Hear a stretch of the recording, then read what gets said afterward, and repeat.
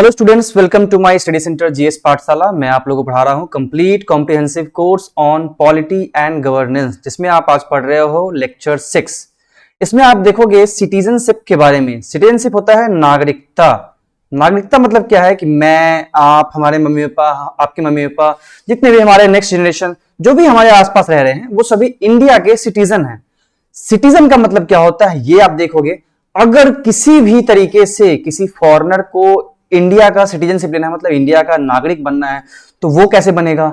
या फिर आप पहले इंडिया के थे, वापस चले गए ऑस्ट्रेलिया, ऑस्ट्रेलिया से आ गए, किसी भी कंट्री चले गए, फिर वापस यहां पे आ गए, तो इन सभी को वापस आपको सिटीजनशिप इंडिया में कैसे मिलेगा? या फिर अगर सिटीजनशिप नहीं मिलता है तो आप कैसे रहोगे, तब तक कैसे सर्वाइव करोगे, मिलने के तरीके कौन कौन से हैं? तो ये सारी चीजों को आप देखोगे आज की क्लास में।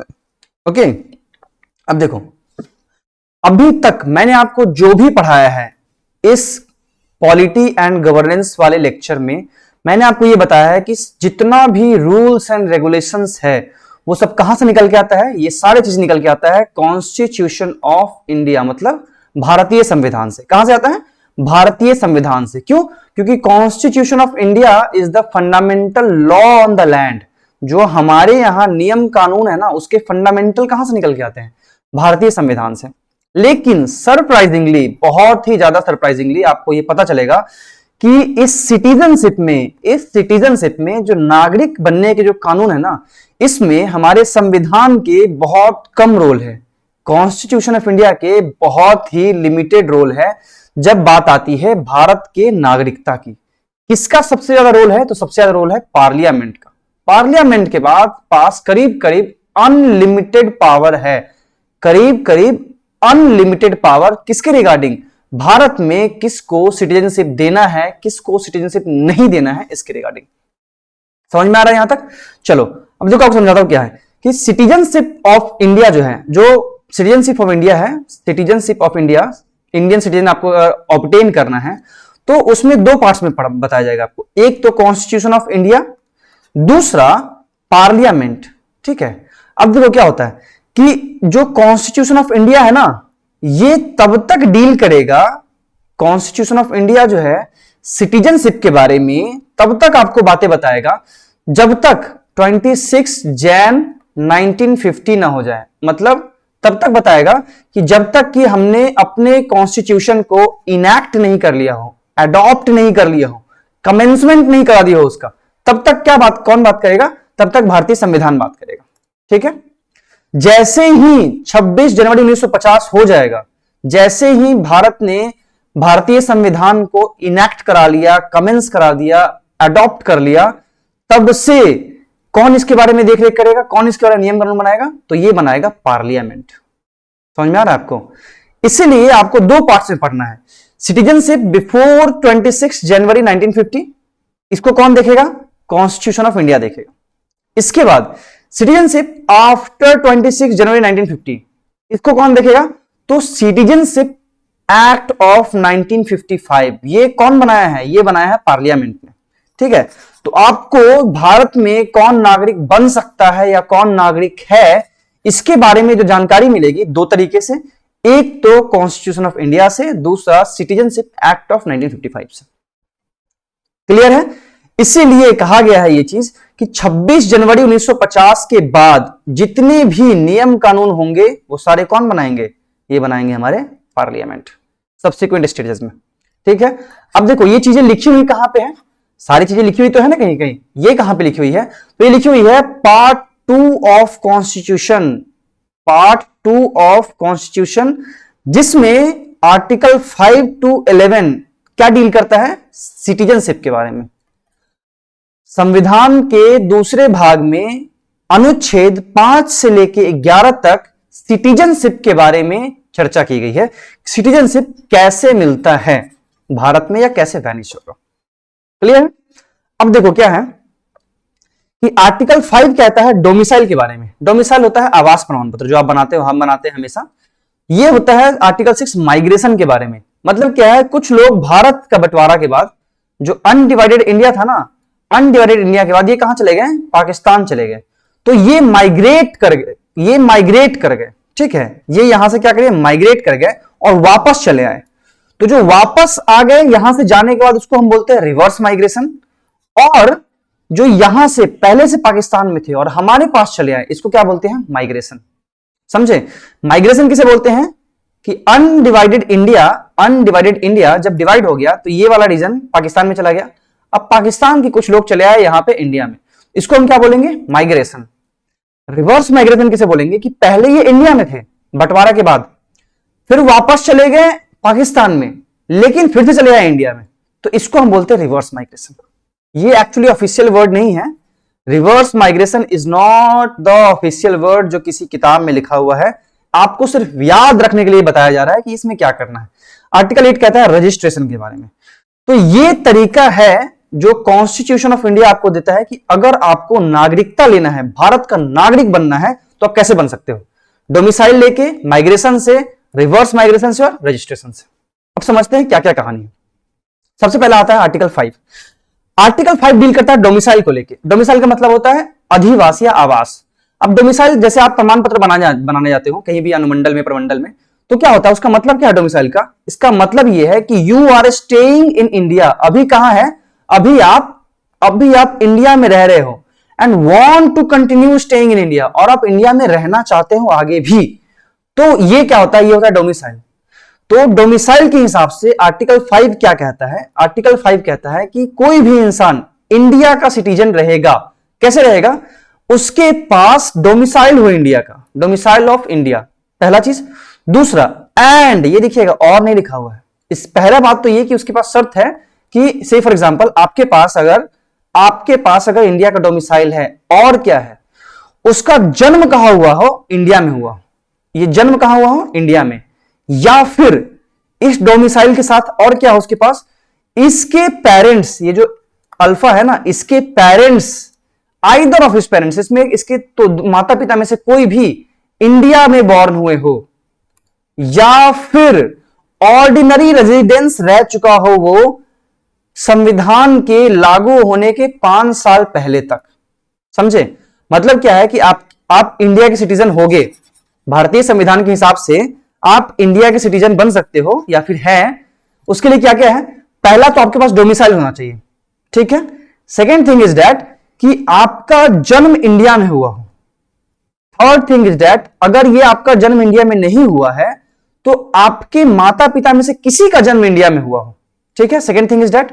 थर्ड थिंग इज दैट कि 1950 को कॉन्स्टिट्यूशन अमेंड वो हो गया था, इनैक्ट हो गया था इंडिया में, ठीक है, 26 जनवरी 1950 को। याद होगा आपको। तो गणतंत्र दिवस इसलिए मनाते हैं हम। तो इससे 5 साल पहले तक वो कहां रहता हो? भारत में रहता हो। तो आप आर्टिकल 5 के हिसाब से इंडिया के, आर्टिकल 5 के हिसाब से आप क्या हो? इंडिया के नागरिक हो। आर्टिकल 5 क्लियर है? अब समझो आर्टिकल 6 को समझते हैं। आर्टिकल 6 को समझते हैं। आर्टिकल 6 क्या कहना चाहता है? ये हमारा इंडिया, ये हमारा क्या है? इंडिया है। इंडिया का डिवीजन हो गया था हिंदू मुस्लिम मेजोरिटी पे। यहां पे मुस्लिम चले आए, यहां पे बांग्लादेश वाला रीजन में ये बन गया हमारा ईस्ट पाकिस्तान, ये बन गया हमारा वेस्ट पाकिस्तान, ठीक है। तो ईस्ट पाकिस्तान हो गया, ये वेस्ट पाकिस्तान हो गया। अब क्या हुआ कि वेस्ट पाकिस्तान वाले लोग चले आए एक समय के बाद इंडिया में। तो आर्टिकल 6 उनके बारे में चर्चा करता है कि ऐसे लोग जो माइग्रेट होके चले आए, कहां से? पाकिस्तान वाले रीजन से इंडिया में। कहां से चले आए? पाकिस्तान वाले रीजन से कहां पे चले आए हैं? इंडिया में चले आए हैं। अब देखो इसके लिए नियम क्या कहता है, इसके लिए आप डेट क्या क्या याद रखना है? इसके लिए डेट याद रखना है आपको 19 जुलाई 1948। क्या है? 19 जुलाई 1948 आपको डेट याद रखना है। भारत सरकार क्या कहता है इसके अनुसार? आर्टिकल 6 के अनुसार क्या है कि या तो उस इंसान का जन्म इंडिया में हुआ हो, से फॉर एग्जांपल यहां पे एक लड़का है XYZ, एक्स इसका नाम है, ठीक है।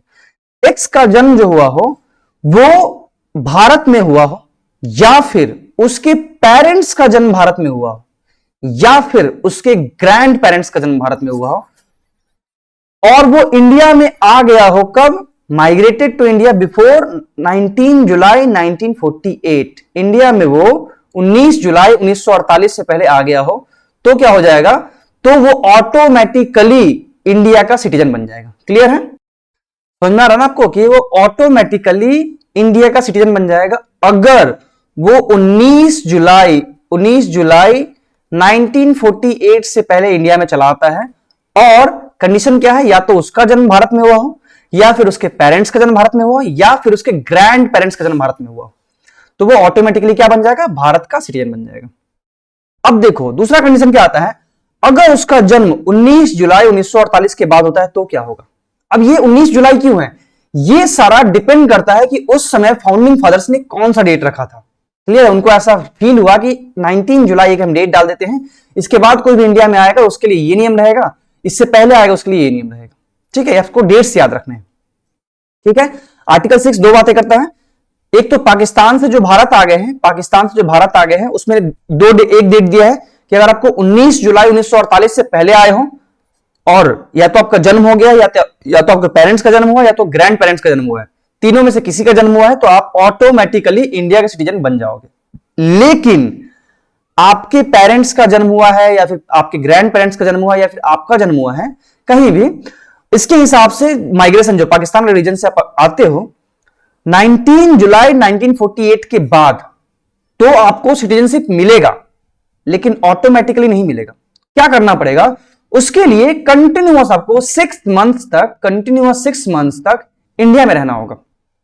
उसके बाद यहां पे कॉम्पिटेंट अथॉरिटी है इंडिया में, उस समय तक क्या थी कि कॉम्पिटेंट अथॉरिटी थी जो गवर्नमेंट ऑफ इंडिया ने बनाई थी, उसमें जाके अपने आप को रजिस्टर करना पड़ेगा कि भाई ठीक है, मैं कंटिन्यूअस 6 मंथ से यहां पे रह रहा था, आप हमें रजिस्टर कर लो और हमें दे दो यहां का सिटीजनशिप।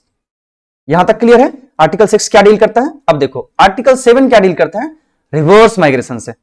आपने अभी अभी क्या देखा कि जो लोग पाकिस्तान से इंडिया आए हैं उसके लिए रिवर्स माइग्रेशन क्या है कि पहले आप इंडिया में थे, बंटवारा हुआ, उससे पहले आप चले गए कहां पे, पाकिस्तान में, और वापस आप चले गए कहां पे, इंडिया में। तो ये डील करता है रिवर्स माइग्रेशन से। इसके लिए भी डेट डिसाइड किया गया है 1 मार्च 1947। कौन सा डेट डिसाइड किया गया है, इसके लिए डेट डिसाइड किया गया है 1 मार्च 1947। ठीक है, 1 मार्च 1947। अब क्या कहा गया है कि जो भी लोग इंडिया में रह रहे थे और चले गए पाकिस्तान में 1 मार्च 1947 से पहले, सॉरी उसके बाद, 1 मार्च 1947 के बाद चले गए हैं पाकिस्तान में, वो इंडिया के सिटीजन नहीं रहेंगे। क्लियर हो रहा है आपको, समझ में आ रहा है कि मैं क्या कहना चाह रहा हूं, कि ऐसे लोग जो इंडिया के सिटीजन थे, पहले से थे, लेकिन 1 मार्च 1947 के बाद कहां चले गए हैं, पाकिस्तान में चले गए, वो इंडिया के सिटीजन नहीं रहेंगे। तो आप तो पढ़ रहे हो सिटीजन कैसे बनना है ना, ये नहीं रहेंगे क्या मतलब है, नहीं रहेंगे क्या मतलब है कि अगर वो वापस आते हैं ना तो उसको सिटीजन बनाया जाएगा। अब कैसे बनाया जाएगा, तो उस समय गवर्नमेंट ऑफ इंडिया ने निकाला था एक परमिट फॉर रीसेटलमेंट और परमानेंट रिटर्न। जो भारत में वापस आना चाहते हैं उनके लिए एक डेट दे दिया।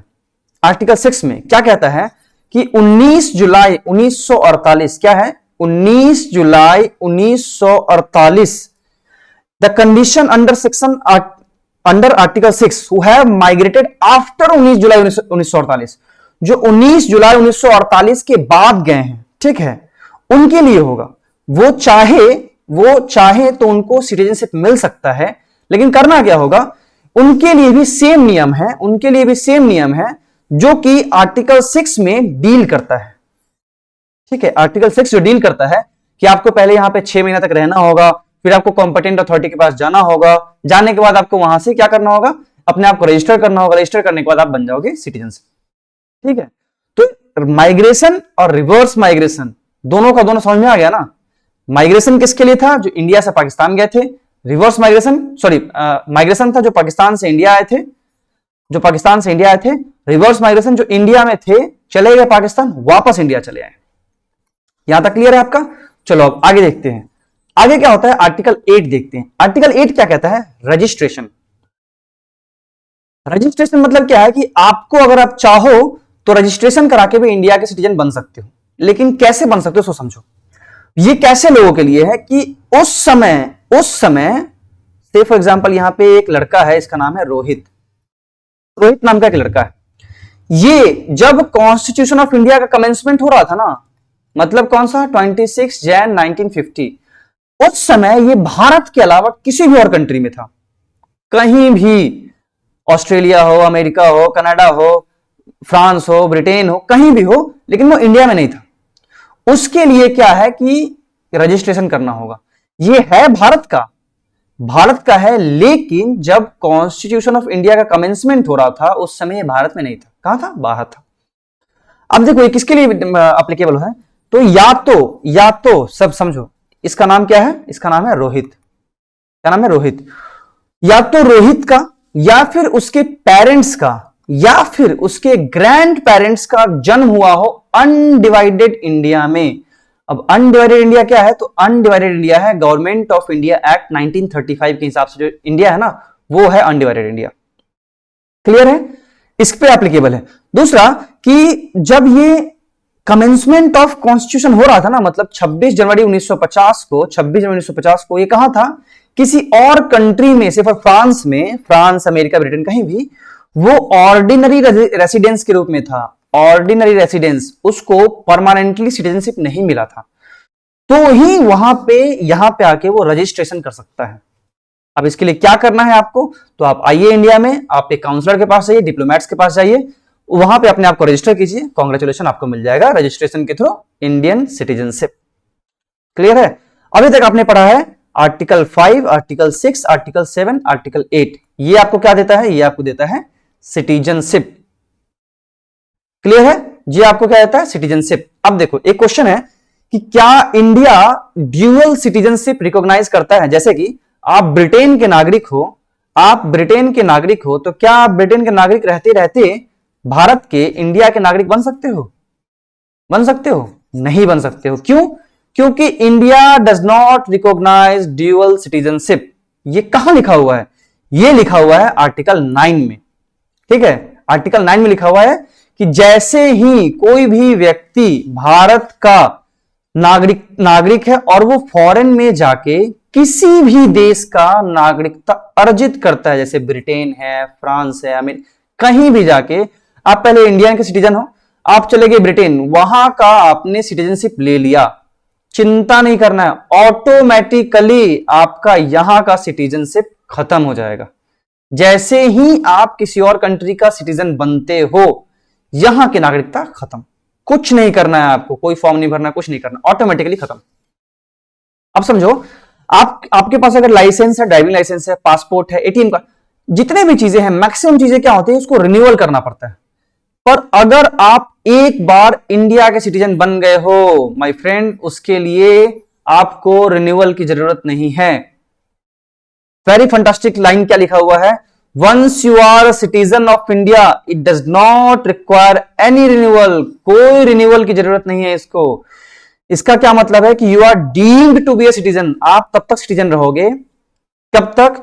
If you are a citizen, आप अगर सिटीजन हो, then you will continue to be a citizen unless you are disqualified to be a citizen of India।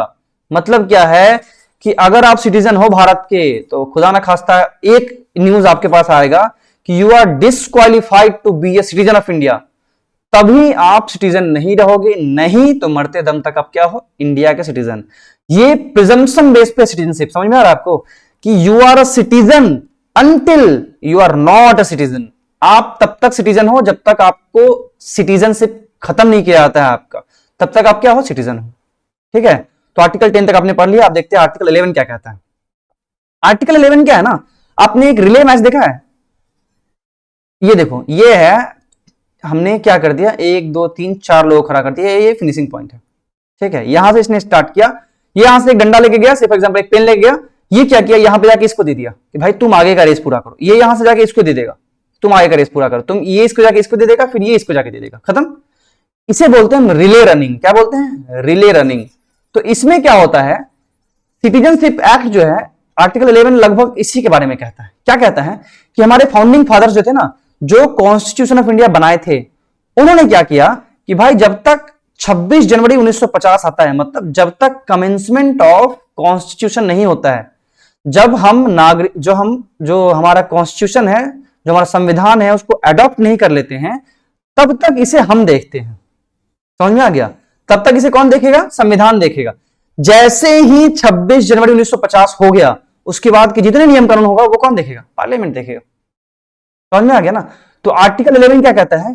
Post commencement of constitution of India it is the power of parliament to determine, क्या determine करना है उसको? Acquisition या termination of citizenship, किसकी citizenship रखनी है, किसकी समाप्त करनी है, ये सब किस पे डिपेंड करता है? पार्लियामेंट पे। किसके बाद?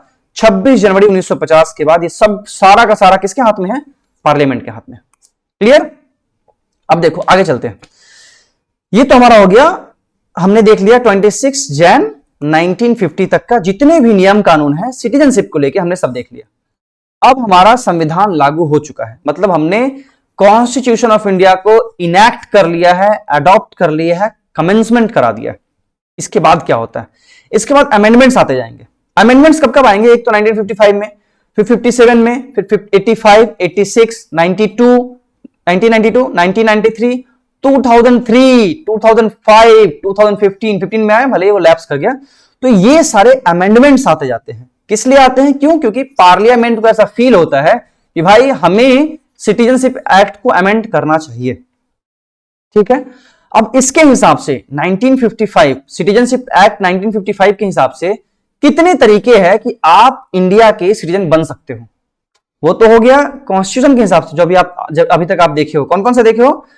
5, 6, 7, 8, ये जो 4 है, ये 4 क्या कहता है? कि 4 कहता है कि आप इंडिया के सिटीजन बन सकते हो, लेकिन कब तक? जब तक 26 जनवरी 1950 ना हो गया हो। समझ में आ गया? 1950 ना हो गया हो। जैसे ही ये खत्म होगा उसके बाद पावर किसके हाथ में चला गया? किसके हाथ में? पार्लियामेंट के हाथ में। तो भाई अभी भी तो आपको सिटीजन बनना है इंडिया का, अभी भी तो लोग माइग्रेट कर रहे हैं इधर से उधर। तो ये सारे पावर किसके हाथ में है? पार्लियामेंट। और पार्लियामेंट क्या कहती है? कि भाई हम इसको अमेंडमेंट करते रहेंगे। पार्लियामेंट के हिसाब से जो सिटीजनशिप एक्ट आया था 1955 का, उसके हिसाब से 5 अलग अलग तरीके हैं सिटीजनशिप गेन करने का। कौन कौन सा है? By birth, by registration, by acquisition of territory, by naturalisation और बाय डिसेंट। अब समझो क्या है? ये है बाय बर्थ। ठीक है? ये है 5 अलग अलग तरीका। बाय बर्थ मतलब by relationship of the soil. ये कहते हैं ना, आपने इसमें भी देखा होगा, एक मूवी थी देशभक्ति पैट्रियट मूवी थी, जिसमें वो कहता है कि मैं इस मिट्टी में जन्म लिया हूं। तो उसमें क्या है कि ये जो by relationship of the soil, जिसका मिट्टी से संबंध है, मेरा जन्म इस मिट्टी में हुआ है। समझ में आ रहा ना? तो इसलिए कहा था बाय बर्थ, या फिर उसको जुस सॉइल कहते हैं। जुस सोली बोलते हैं उसको। नेक्स्ट होता है डिसेंट। इसको मैं अपने हिसाब से अरेंज किया हूं ताकि आप याद रख सको। नेक्स्ट होता है डिसेंट। इसका अरेंजमेंट कुछ और है। नेक्स्ट है डिसेंट। डिसेंट होता है जुस सैंग्विन। आपने सुना होगा कभी कि रिलेशनशिप विद द ब्लड, जैसे मेरे मम्मी पापा दादा दादी किसी का भी रिलेशनशिप बाय द ब्लड है, इसे बोलते हैं हम डिसेंट। ठीक है? चलो अब नेक्स्ट देखते हैं। नेक्स्ट है रजिस्ट्रेशन। अगर आप रजिस्ट्रेशन करा सकते हो तो उसके बाद भी आपको कॉन्स्टिट्यूशन ऑफ इंडिया के हिसाब से जो अमेंडमेंट एक्ट 1955 आया था, आपको मिल सकता है सिटीजनशिप।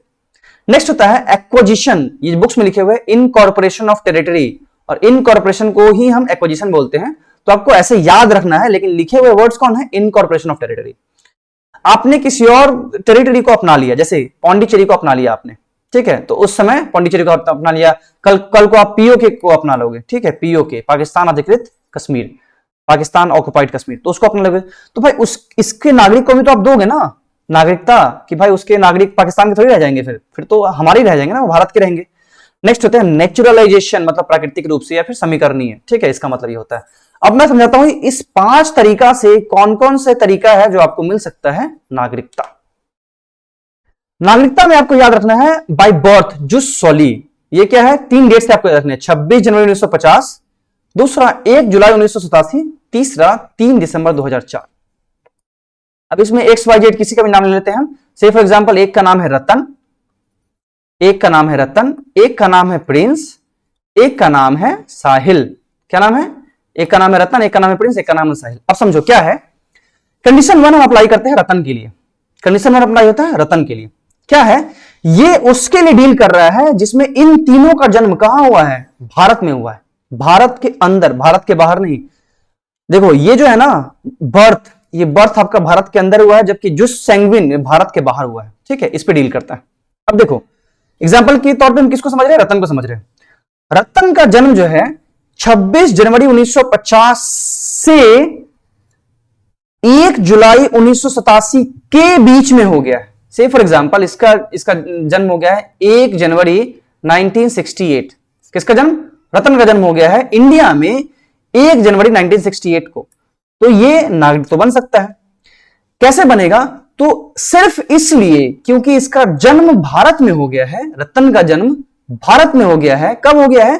26 जनवरी 1950 से लेके 1 जुलाई 1987 के बीच में इसका जन्म भारत में हो गया है।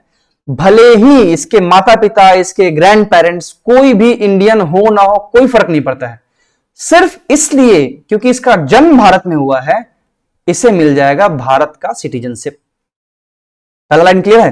कंडीशन क्या कहता है? जो सॉली किस पे एप्लीकेबल है कि अगर कोई इंसान है, इसका नाम रतन है, रतन का जन्म 26 जनवरी 1950 से 1 जुलाई 1987 के बीच में भारत में हो गया है, सिर्फ इसलिए क्योंकि उसका जन्म यहां पे हो गया है, उसके पेरेंट्स, ग्रैंड पेरेंट्स कोई भारतीय हो ना हो, कोई मतलब नहीं है, उसको मिल जाएगा सिटीजनशिप। ठीक है, रतन का खेल खत्म। अब देखते हैं प्रिंस पे आते हैं। प्रिंस का क्या सीन है कि इसका जन्म हुआ है 1 जुलाई 1987 के बाद। कब हुआ है? 1 जुलाई 1987 के बाद हुआ है, लेकिन 3 दिसंबर 2004 के पहले हुआ। तो क्या होता है प्रिंस के साथ? क्या सीन होगा कि इसका जन्म तो इंडिया में हुआ है, लेकिन इसके जन्म के समय इसके मम्मी या पापा कोई भी भारतीय नागरिक होने चाहिए। तो ऑटोमेटिकली ये बन जाएगा क्या? इंडियन बन जाएगा। समझ में आ गया ना? रतन के साथ क्या सीन था कि इसके मम्मी पापा, दादा दादी कोई भी भारतीय हो ना हो, कोई मतलब नहीं है। अगर इसका जन्म इन दो डेट के बीच में हो गया है तो ये भारतीय बन जाएगा ऑटोमेटिकली। लेकिन प्रिंस के साथ ऐसा नहीं है। प्रिंस के साथ क्या है कि उसका जन्म 1 जुलाई 1987 के बाद और 3 दिसंबर 2004 से पहले हुआ है, तो इसका जन्म भारत में होना चाहिए। दूसरा कंडीशन क्या है? इसके माता या पिता, मम्मी या पापा, कोई में से भी, किसी में से भी, वो क्या होने चाहिए? इंडियंस होने चाहिए। तो वो बन जाएगा भारत का नागरिक, नहीं तो नहीं बन सकता है। अब देखो, अब आते हैं हम थर्ड पर्सन, उसका नाम है साहिल। एग्जाम्पल समझते हैं। साहिल का जन्म हुआ है 3 दिसंबर 2004 के बाद। कब हुआ जन्म? 3 दिसंबर 2004 के बाद। इसके लिए कंडीशन और चेंज हो गया। क्या कंडीशन हो गया? जैसे प्रिंस के लिए था ना कि इसके मम्मी या पापा इसमें से कोई भी भारतीय होंगे तो चलेगा, इसके लिए ऐसा नहीं है। इसके लिए दूसरा है, इसके मम्मी पापा दोनों भारतीय होने चाहिए। ठीक है, both of his parents will be citizen of India. या फिर अगर ऐसा नहीं है, भारतीय नहीं है, तो क्या होगा कि एक इसके पापा या मम्मी, कोई भी, इसके कोई भी मम्मी या पापा सिटीजन ऑफ इंडिया हो, सिटीजन ऑफ इंडिया हो जब इसका जन्म हो रहा हो। समझ में? साहिल का यहां पे जन्म हो गया 4 दिसंबर 2004 को। तो एग्जांपल तौर पे समझिए, 4 दिसंबर 2004 को इसके मम्मी या पापा कोई भी इंडिया के सिटीजन होना चाहिए। और दूसरा जो है, इलीगल माइग्रेंट नहीं होना चाहिए। किसी भी कंट्री का हो, लेकिन इलीगल माइग्रेंट नहीं होना चाहिए। मतलब क्या है? इलीगल माइग्रेंट किसको बोलते हैं? आपने बजरंगी भाईजान देखा होगा, तो उसमें सलमान खान चला था ना पाकिस्तान यहां से मुन्नी को छोड़ने के लिए। तो वो कैसे जाता है? This is the example of illegal migrant, कि आप गैर कानूनी तरीके से किसी और देश में चले जाते हो। तो साहिल कैसे बन सकता है? तो या तो उसके जन्म के समय पे दोनों के दोनों मम्मी पापा उसके इंडियंस रहे हो, नहीं एक इसके इंडियंस रहे हो, दूसरा इलीगल माइग्रेंट नहीं हो, तो साहिल भी बन सकता है क्या? भारत का नागरिक। कांग्रेचुलेशन, साहिल, रतन, प्रिंस तीनों बन चुके हैं अब इंडिया के नागरिक। अब देखो क्या है कि डेट्स क्यों डिसाइड किए जाते हैं? डेट्स इसलिए डिसाइड किए जाते हैं क्योंकि 2004 के बाद ऐसा फीलिंग आया किसको? पार्लियामेंट को, कि भाई इलीगल माइग्रेशन बढ़ रहा है। जो इसकी मम्मी या पापा है, कोई भी है, तो वो इलीगल तरीके से बाहर उधर से आ रहे हैं किसी और कंट्री से। तो इसलिए उन्होंने क्या किया, पार्लियामेंट ने क्या किया कि नियम लगा दिया कि भाई ठीक है, ऐसा ऐसा नियम है कि इसके बाद अगर कोई आता है इलीगल माइग्रेंट तो उसको सिटीजनशिप नहीं दिया जाएगा। क्लियर है? अब देखो, पहला जुस सॉली आपको समझ में आ गया। अब देखते हैं बाय डिसेंट, जुस सैंग्विन। जुस सॉली किसके लिए था? जिसका जन्म इनसाइड द इंडिया हुआ है। याद रखिएगा, जिसका जन्म इनसाइड इंडिया हुआ है। अब एग्जांपल समझते हैं हम। 3 डेट फिर से है, 26 जन 1950, नेक्स्ट है 10 दिसंबर 1992, नेक्स्ट है 3 दिसंबर 2004। अब इसमें पहला और तीसरा डेट सेम है, याद रखिएगा। दूसरा डेट चेंज हो गया है। इसमें क्या था? इसमें था 1 जुलाई 1987। 1 जुलाई 1987, इसके लिए क्या है? 10 दिसंबर 1992। ठीक है, इसमें 3 डेट्स है। अब 3 डेट्स के लिए हम फिर से 3 एग्जांपल लेते हैं। XYZ, एक का नाम है सुजीत, एक का नाम है सुजीत, एक का नाम है सतीश, एक का नाम है आशीष। ठीक है, सुजीत, सतीश और आशीष। अब समझो, पहले एग्जांपल लेते हैं हम सुजीत का। क्या कहता है इसके लिए, क्या है कि अगर 26 जनवरी के बाद, 26 जनवरी 1950 के बाद आपका जन्म हुआ है, लेकिन 10 दिसंबर 1992 से पहले हो गया है। याद रखिए, अगर आपका जन्म भारत के बाहर 26 जैन 1950 के बाद हुआ है, लेकिन 10 दिसंबर 1992 के पहले हुआ है, तो आपको यहां की नागरिकता मिल सकती है। लेकिन जब आपका जन्म हुआ है, जैसे कि जब सुजीत का जन्म हुआ है भारत के बाहर, से फॉर एग्जांपल ऑस्ट्रेलिया में इसका जन्म हुआ है, तो सुजीत के जो माता पिता में से जो इसके पिता हैं, इसके जन्म के समय भारतीय नागरिक होने चाहिए। समझ में आ रहा है? तो ये कैसे रिलेशन जा रहा है, इसके ब्लड से जा रहा है कि भाई सुजीत के जो पिता हैं वो भारतीय नागरिक थे जब सुजीत का जन्म ऑस्ट्रेलिया में हो रहा था। क्लियर है यहां तक? अब देखो, ये तो आपको फर्स्ट कंडीशन समझ में आ गया है, सुजीत कैसे नागरिक बन सकता है। अब देखो नेक्स्ट देखते हैं, नेक्स्ट एग्जांपल आता है सतीश का। ठीक है, एक्स वाई जेड में से वाई है सतीश हमारा। इसका क्या होता है कि ये इसका भी जन्म कहां पे हुआ, फॉर एग्जांपल इसका जन्म हो गया फ्रांस में। ठीक है, इसका जन्म हो गया फ्रांस में। अब क्या होता है कि इसका जन्म फ्रांस में हो गया, तो इसके लिए थोड़ा रिलैक्सेशन आ गया। इसके जन्म के समय इसके मम्मी या पापा, आइदर पेरेंट्स, या तो पापा या फिर मम्मी, दोनों में से कोई भी अगर भारतीय होंगे ना, तो भी चलेगा कि ठीक है यार तुम यहां पे आ जाओ, तुमको हम इंडियन की सिटीजनशिप दे देते हैं। ठीक है, तो आपको समझ में आ गया कि फर्स्ट केस में क्या था, सेकेंड केस में क्या था। अगर आपका जन्म इन दोनों डेट्स के बीच में होता है तो क्या कंडीशन है, इन दोनों डेट्स के बीच में होता है तो क्या कंडीशन है। अब एग्जांपल समझो आशीष का। ठीक है, एक्स वाई जेड में कौन है, थर्ड नंबर है आपका आशीष। ठीक है, आशीष के साथ कुछ और सीन है। आशीष के साथ सीन है कि आशीष का जन्म हुआ 3 दिसंबर 2004 के बाद, मतलब एग्जांपल समझते हैं, 4 दिसंबर 2004 के बाद इसका जन्म हुआ है। इसको भी सिटीजनशिप मिल सकता है, लेकिन सीन क्या है कि इसके दोनों में से कोई एक पेरेंट्स, मतलब जो माता पिता में से कोई एक जो है, इंडिया की सिटीजनशिप होने चाहिए। और यहां पे एंड है, मतलब हिंदी का और, या तो इसके माता पिता में से कोई भी इंडिया के सिटीजन होने चाहिए। और क्या करना होगा, इस बच्चे को, जो आशीष है, इस बच्चे को क्या करना होगा कि इंडिया में जो काउंसलेट है ना, वहां पर रजिस्टर करना होगा आपको कि भाई ठीक है, आशीष मेरा बेटा है, मैं इसके मम्मी पापा हूं, मैं इंडियन था या फिर मैं इंडियन थी, जो भी है, इसको आप नागरिकता दे दो भाई, यहां पे आशीष को दे दो। तो आशीष क्या बन जाएगा, यहां का नागरिक बन जाएगा। लेकिन उस समय ध्यान ये रखना है कि आशीष का जन्म अगर ब्रिटेन में हुआ है, तो ऐसा ना हो कि उसका जन्म ब्रिटेन में हुआ हो और ब्रिटेन का नागरिक बनके चला आया हो। तो याद रखिएगा कि दोहरी नागरिकता यहां पे आप नहीं ले सकते हो। क्या कर सकते हो, दोहरी नागरिकता नहीं ले सकते हो, ड्यूअल सिटीजनशिप नहीं ले सकते हो। इसीलिए ध्यान रखना है कि आशीष को कहीं ब्रिटेन का सिटीजनशिप ना दे दिया हो। ठीक है, अब क्या है कि गवर्नमेंट जो है कभी कभी क्या करता है, 1 साल का टाइम देता है। ठीक है, 1 ईयर रजिस्ट्रेशन का गवर्नमेंट चाहती है, तो भाई ठीक है, तुम अपना कर सकते हो, अपना एक्सटेंड कर सकते हो, धीरे धीरे तुम बाद में रजिस्ट्रेशन कर सकते हो। ठीक है, 1 साल बाद भी एक समय निकलता है, फॉर्म निकलता है वो। तो ये टोटली किस पे डिपेंड करता है, टोटली डिपेंड करता है सेंट्रल गवर्नमेंट पे, पार्लियामेंट पे, कि भाई इसको कैसा कैसा नियम बनाना है। अब देखो, बाई नेचुरलाइजेशन, बाई क्या है, नेचुरलाइजेशन। इसमें क्या है, आपने बहुत सारा सुना होगा स्टोरी में कि जो पंजाब के लोग होते हैं मैक्सिमम चले जाते हैं कनाडा। ठीक है, कनाडा ऑस्ट्रेलिया रीजन चले जाते हैं। वो क्यों चले जाते हैं, क्योंकि उनको वहां पे सिटीजनशिप मिल जाता है। कैसे, तो बाई नेचुरलाइजेशन। कैसे मिलता है, बाई नेचुरलाइजेशन। ठीक है, अब देखो नेचुरलाइजेशन क्या होता है सो समझो। नेचुरलाइजेशन ऐसा सिटीजनशिप है जो कुछ कंडीशंस के बाद आपको दी जा सकती है। ठीक है, जैसे कि रजिस्ट्रेशन से मिल सकता है आपको, जो सैंग्विन से मिल सकता है, जो सोली से मिल सकता है, वैसे ही नेचुरलाइजेशन से ही मिल सकता है। उसके लिए कंडीशंस क्या है कि आपको 12 साल तक इंडिया में रहना होगा। अब ये 12 साल कैसे रहना है इंडिया में, सो समझो। अब एग्जांपल समझते हैं हम कि एक लड़का है, उसका नाम है प्रिंसेप। ठीक है, इसका नाम क्या है, प्रिंसेप। प्रिंसेप कहां का है, प्रिंसेप है कनाडा का। कहां का है, कनाडा का। उसको अगर भारत का नागरिक बनना है तो प्रिंसेप के साथ क्या क्या खेल होता है सो समझो। पहला कंडीशन ये दे रखा है कि भाई प्रिंसेप जो है ना, इलीगल माइग्रेंट नहीं होना चाहिए। मतलब ऐसा ना हो कि भाई कनाडा से भाग के चला है इंडिया ऐसे ही करके। ठीक है, तो इलीगल माइग्रेंट नहीं होना चाहिए, पहला कंडीशन कंप्लीट, इलीगल माइग्रेंट नहीं होना चाहिए।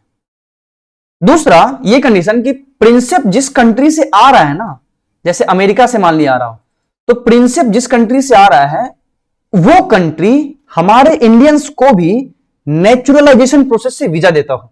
मतलब क्या है, अगर वो अमेरिका से आ रहा है तो अमेरिका तो देता नहीं है नेचुरलाइजेशन प्रोसेस से वीजा, तो भाई हम प्रिंसिप को नहीं देंगे। लेकिन अगर प्रिंसिप कनाडा से आ रहा है तो कनाडा के जो कंट्री जो लॉ है, कनाडा का जो गवर्नमेंट है, वो हमारे इंडियंस को, अगर यहां पे रजनीश चला जाएगा, से फॉर एग्जांपल रजनीश नाम का एक लड़का है, वो चला गया कहां पे, कनाडा, तो इसको मिल जाएगा, उसके अगर नियम कानून को फुलफिल करेगा तो नेचुरलाइजेशन से उसको सिटीजनशिप मिल जाएगा। तो दूसरा कंडीशन ये हो गया कि हम ऐसे किसी नागरिक को देंगे सिटीजनशिप जो कि जिस कंट्री से बिलोंग करता हो, वो कंट्री भी हमारे इंडियंस को नेचुरलाइजेशन से सिटीजनशिप देता हो। ठीक है। थर्ड कंडीशन क्या करना होगा, प्रिंसिप को तो समझो। थर्ड ये करना होगा कि अगर ये कनाडा से आ रहा है तो कनाडा का सिटीजनशिप इसको त्याग करना होगा, उसको रिनाउंस करना होगा अपना खुद का सिटीजनशिप, पहला वाला। क्यों करना होगा, क्योंकि इंडिया में ड्यूअल सिटीजनशिप वैलिड नहीं है। India does not recognise the dual citizenship, याद रखना इस वर्ड को। क्लियर। अब देखो इतना तक तो हो गया। अब इतना ही नहीं माना, प्रिंसिप को क्या करना पड़ेगा, इसको बताना पड़ेगा कि भाई मैं इंडिया में रहना चाहता हूं। अगर वो रहना चाहता है तो वो एक शपथ लेगा, he will subscribe to an oath, कि हम भारत को जैसे शपथ है ना वैसे ही, कि मैं कॉन्स्टिट्यूशन ऑफ इंडिया के रूल्स रेगुलेशंस को मानूंगा, मैं रहना चाहता हूं यहां पे इंडिया में। ठीक है। तो ये है उसको अपना इंटेंशन शो करना होगा, इंटेंट शो करना होगा। यही कहानी खत्म नहीं हुई। प्रिंसिप को क्या करना होगा, ये बताना होगा कि भाई इसका गुड कैरेक्टर है। ऐसा ना हो कि कहीं फ्यूगिटिव नेचर का हो, वो वह अपने कंट्री से बहुत बड़ा क्राइम करके चलाया हो, मतलब किसी का मर्डर करके चलाया हो वैसा टाइप का, या फिर बैंक लूट के चलाया हो, ऐसा नहीं होना चाहिए, बहुत बड़ा क्राइम नहीं करके आना चाहिए। ठीक है। ये हो गया प्रिंसिप के साथ।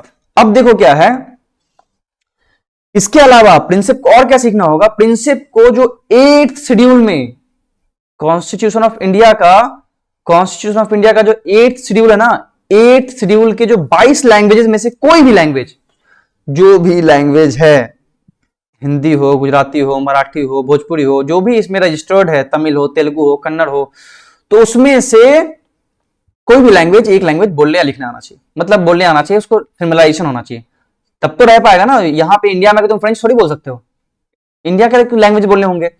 इसके बाद मेन रोल अब स्टार्ट होता है। ये सारे तो कंडीशंस हो गए इस बेचारे प्रिंसिप के साथ। प्रिंसिप का अभी कहानी खत्म नहीं हुआ है। प्रिंसिप इतना करने के बाद क्या करेगा, प्रिंसिप जाएगा एप्लीकेशन सबमिट करेगा। प्रिंसिप क्या करेगा, एप्लीकेशन सबमिट करेगा। से फॉर एग्जांपल वो एप्लीकेशन सबमिट किया 1 जनवरी 2023 को कि भाई तुम हमें बना लो सिटीजन इंडिया का। तो क्या बोलेगी सरकार कि तुम इससे पहले 1 साल तक कंटिन्यूअस इंडिया में रहे हो।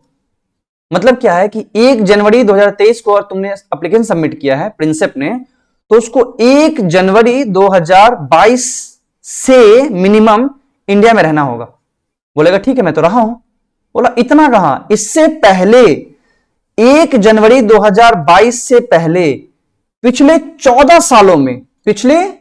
सालों में तुम इंडिया में रहे हो मिनिमम 11 साल, या तो तुम 14 साल मैक्सिमम रह लो, कोई दिक्कत नहीं है हमको, तुम्हारी मर्जी, लेकिन कम से कम 11 साल तुम रहे हो। अब कैसे 11 साल कम से कम, तो से फॉर एग्जांपल ये इंडिया में रह रहा है ऑर्डिनरी रेसिडेंस की तरह, ओआर किसे बोलते हैं, ऐसे रेसिडेंस इंडिया के, या ऐसे रेसिडेंस जिसको यहां की सिटीजनशिप नहीं मिली हो, नागरिकता नहीं मिली, उसको क्या बोलते हैं, ऑर्डिनरी रेसिडेंस।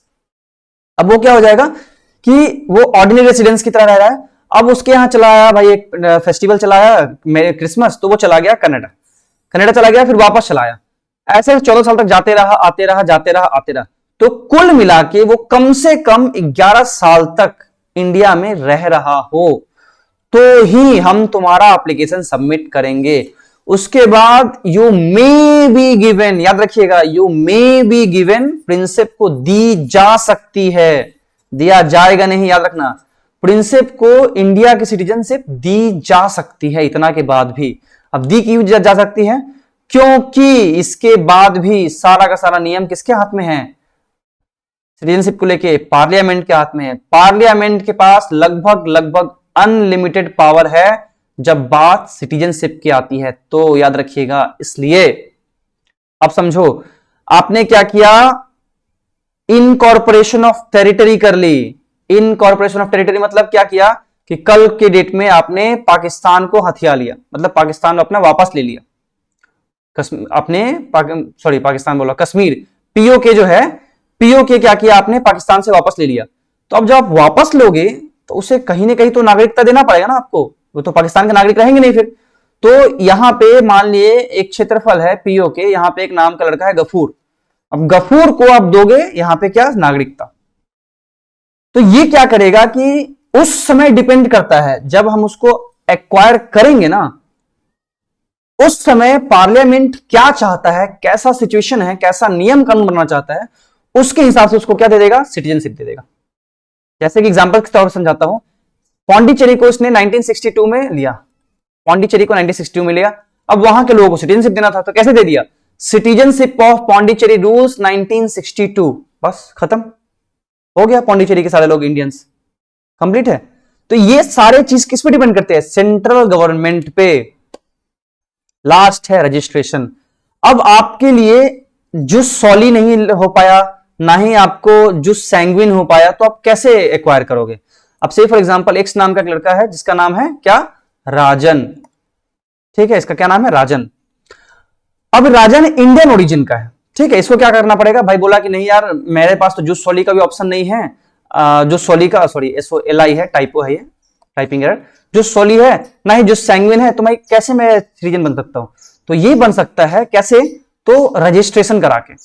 अब रजिस्ट्रेशन कैसे करा सकता है, तो इसके लिए कंडीशन क्या है कि पहला तो कि राजन जो है वो इलीगल माइग्रेंट नहीं होना चाहिए, ऐसा नहीं हो कि पाकिस्तान से भाग के आ गया हो, बांग्लादेश से भाग के आ गया, ऐसा नहीं होना चाहिए, first thing is that. Second thing is that कि वो इंडियन ओरिजिन का होना चाहिए, ठीक है, इंडियन ओरिजिन का होना चाहिए, लेकिन जब उसका जन्म हुआ था उस समय वो इंडियन ओरिजिन का था। मतलब क्या है कि उसके माता पिता जो भी है उसके इंडियन ओरिजिन के थे, उसके हिसाब से उसको मिल सकता है। अब इंडियन ओरिजिन किसे बोलते हैं, a person shall be deemed to be of the Indian origin कब, if he or either of his parents was born in undivided India, या तो राजन का या तो इसके माता पिता में से किसी का जन्म जो है अनडिवाइडेड इंडिया में हुआ हो, तो जाके ये बन जाएगा क्या, इंडियन ओरिजिन का पर्सन। क्लियर है। या फिर इसके अलावा पौंडीचेरी को एक्वायर किया गया कब, 1962 में, कब एक्वायर किया गया, पौंडीचेरी में। तो ऐसे 1962 में ऐसे किसी टेरिटरी का हिस्सा था जिसको आजादी के बाद एक्वायर किया गया है, 15 अगस्त 1947 के बाद, ठीक है, तो उसको हम क्या बोल देंगे, इंडियन ओरिजिन का पर्सन। तो राजन को अगर इंडियन ओरिजिन बनना है, का पर्सन बनना है, उसके नियम क्या क्या समझ में आ गया ना, या तो उसके माता पिता में से कोई किसी का भी जन्म कहां पे हो, अनडिवाइडेड इंडिया में। अनडिवाइडेड इंडिया कौन है, तो गवर्नमेंट ऑफ इंडिया एक्ट 1935 के हिसाब से जो इंडिया थी वो है। क्लियर है। अब देखो, अब मान लिया राजन बोलेगा कि ठीक है भाई मेरे को सिटीजनशिप चाहिए, तो कैसे मिलेगा उसको सिटीजनशिप, तो पहली बात तो ये कि वो इंडियन ओरिजिन का है, उसको एप्लीकेशन सबमिट करना पड़ेगा, ठीक है, एप्लीकेशन देना पड़ेगा कि भाई हमें बना दो तुम इंडियन ओरिजिन का, मतलब ये बना दो तुम, सिटीजनशिप दे दो हमें। जैसे ही वो सबमिट करेगा एप्लीकेशन, उससे पूछा जाएगा कि भाई इससे ठीक 7 साल पहले तक तुम इंडिया में रह रहे थे, तो अगर वो बोल देगा कि हाँ मैं रह रहा था, मतलब अपना प्रूफ दे देगा, तो भाई उसको बना दिया जाएगा क्या, इंडियन सिटीजनशिप। कांग्रेचुलेशन राजन, तुम बन गए हो भारतीय, इससे पहले तुम नहीं थे भारतीय। या फिर कोई भी इंसान वो इंडियन ओरिजिन का हो ना हो कोई मतलब नहीं है, कोई भी इंसान, जैसे कि राजन ने क्या किया, XY, इसका नाम क्या था, राजन, Y एक लड़की। राजन ने क्या किया कि इंडिया में एक चुलबुल नाम की लड़की है, शादी कर लिया। उसके बाद क्या किया, शादी करने के बाद वो 7 साल तक कंटिन्यूअस इंडिया में रहा, और उसने क्या किया, उसके बाद अपना एक एप्लीकेशन सबमिट किया कि भाई ठीक है, मैं चूंकि चुलबुल का पति हूं, मैं क्या करना चाहता हूं, यहां पे भारतीय बनना चाहता हूं, मैं पिछले 7 साल से यहां पे रह रहा हूं, चाहे जहां भी रह रहा हूं, दिल्ली में, यूपी में, बिहार में, जहां भी रह रहा हूं, तो उसके हिसाब से इंडिया में रह रहा हूं, और मुझे दे दो आप नागरिकता, तो उसे नागरिकता मिल सकती है। अब कल की डेट में क्या होता है, से फॉर एग्जाम्पल कल की डेट में शादी इनकी हो गई, अब इनके बच्चे हो जाते हैं राजन और चुलबुल के, तो क्या होगा कि इसका जो बच्चा है ना, जो भी इसका चाइल्ड है, उसको सिटीजनशिप मिल सकता है, लेकिन उसको रजिस्ट्रेशन करना होगा। माइनर चाइल्ड को ऑटोमेटिकली मिल जाएगा, उसको कोई 7 साल का नियम नहीं फॉलो करना है, लेकिन क्या करना पड़ेगा, उसको रजिस्ट्रेशन कराना पड़ेगा, ठीक है, ऑटोमेटिकली उसको मिल जाएगा। ठीक है, तो आपने अभी तक क्या देखा है कि बाय बर्थ आपको मिल सकता है सिटीजनशिप, बाय रजिस्ट्रेशन मिल सकता है, बाय एक्विजिशन या और incorporation of territory, by naturalisation और बाय डिसेंट। ठीक है, तो ये सारे नियम हैं हमारे सिटीजनशिप एक्वायर करने के। कल आप देखोगे कि अगर किसी को नागरिकता खत्म करनी है या किसी की नागरिकता खत्म होती है तो उसके क्या नियम है, इसके बारे में आप कल देखोगे। इसके अलावा कौन होते हैं एनआरआई, कौन होते हैं ओसीआई, या फिर कौन है POI, sorry PIO, person of Indian origin, ये सारे लोग कौन है इसके बारे में आप कल देखोगे। जो इंडिया में रह रहे हैं, क्या इनको दोहरी नागरिकता की सुविधा है या फिर जो भी नियम है इसके बारे में कल क्लास में देखोगे। आज के लिए बस इतना ही, थैंक्स।